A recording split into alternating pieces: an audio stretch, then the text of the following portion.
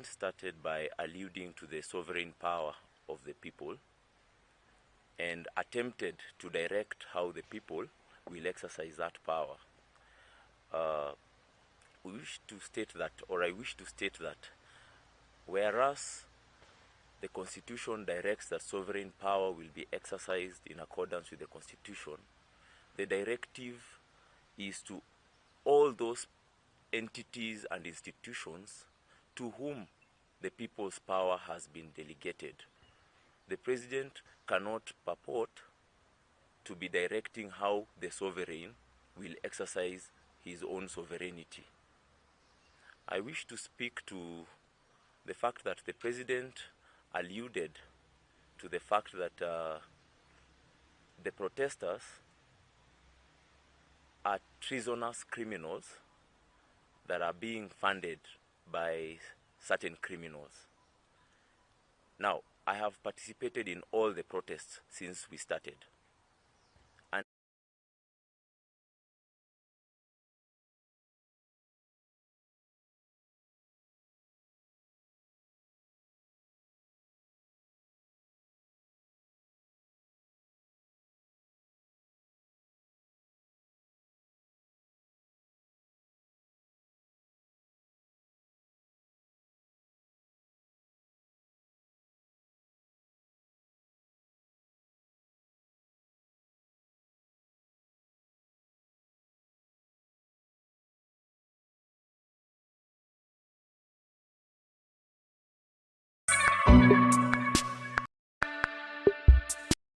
the International Day in support of victims of torture.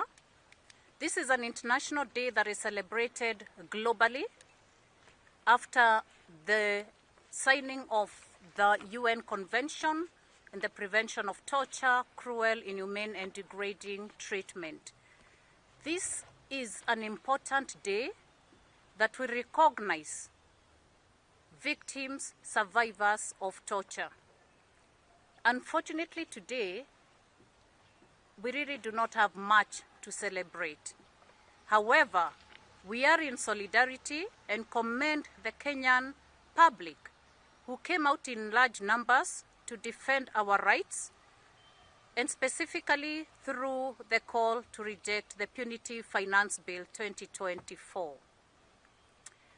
I would like to remind all of us that this is a constitutional right that is enshrined in our Constitution, Article 37, that provides for the right to association, the right to assembly, the right to picket, and the right to petition.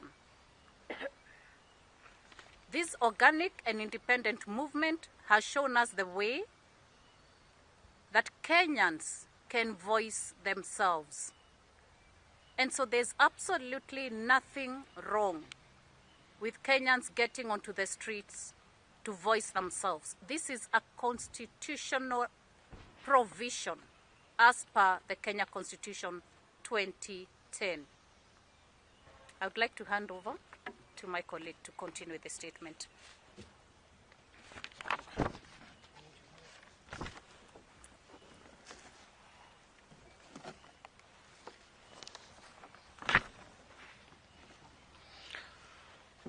Today, as we mark the International Day in support of victims of torture, we are faced with the grim reminder of the dark days that Kenya faces before, and we have been in this situation before.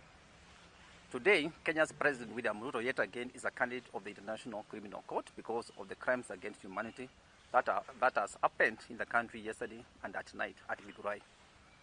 Mr. Ruto has overseen a planned and executable massacre against peaceful protesters and also other Kenyans who came to support across the country to reject the Punitive Finance Bill.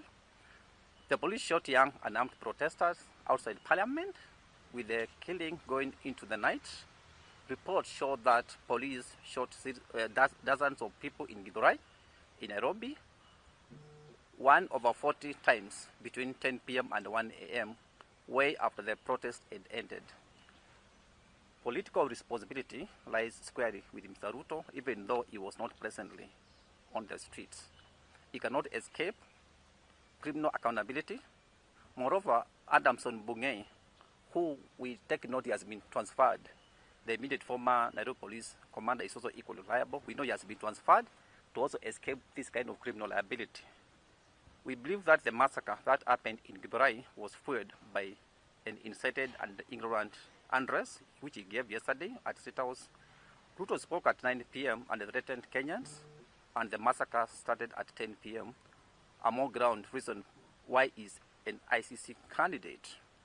Between 7 a.m. and 7 p.m. yesterday, or between 7 a.m. and 6 p.m. yesterday, the police reform working group recorded 23 deaths caused by the police fire, arrested over 53 others, and abducted over 17 more. In Githurai alone, police shot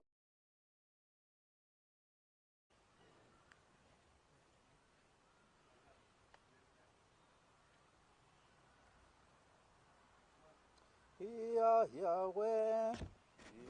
Yeah, yeah, yeah, yeah.